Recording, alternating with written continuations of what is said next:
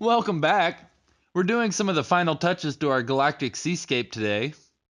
In an attempt to fit as much as I possibly can into the new 5 to 10 minute time limit, I've made a few cuts in this episode when things get a bit repetitive, or it just seems like it's hard to see the difference.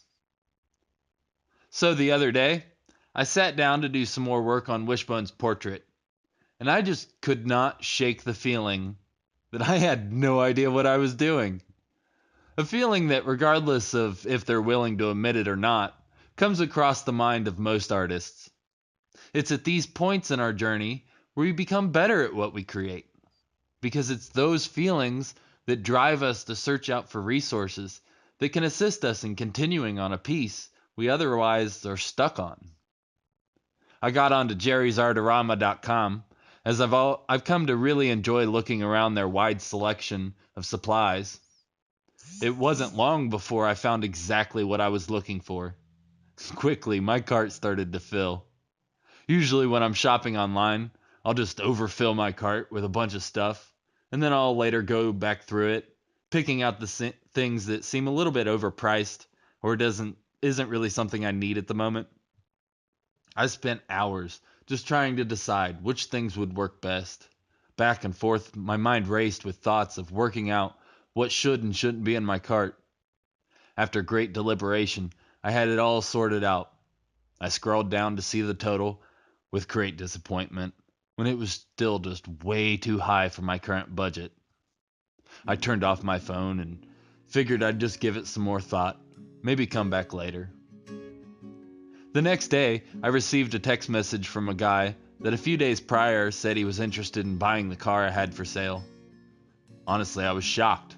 I had spent so long trying to get that car sold, always getting yanked around, answering the same questions over and over, all seeming pointless. It was almost like they were all playing some kind of sick game with me, where they would show interest only to not show on the day they said they would be available.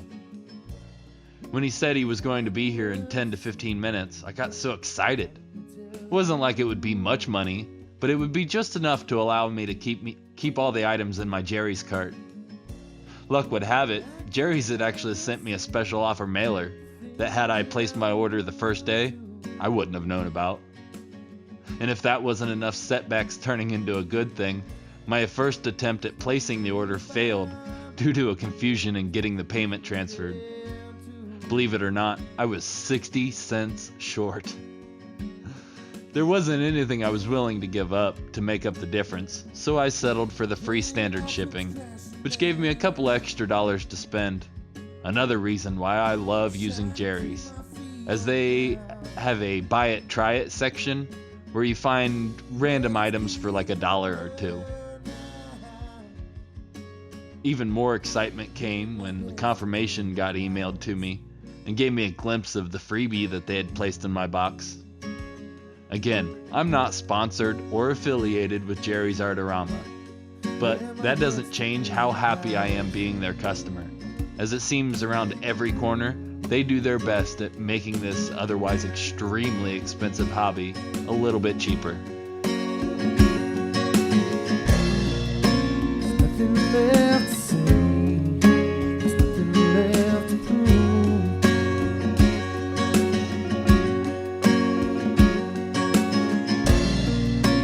Baby, the mask you wear, I can see right through.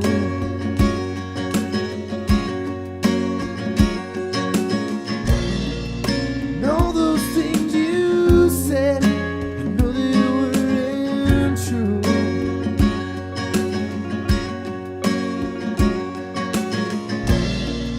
To bring you back to me, there's nothing I wouldn't do.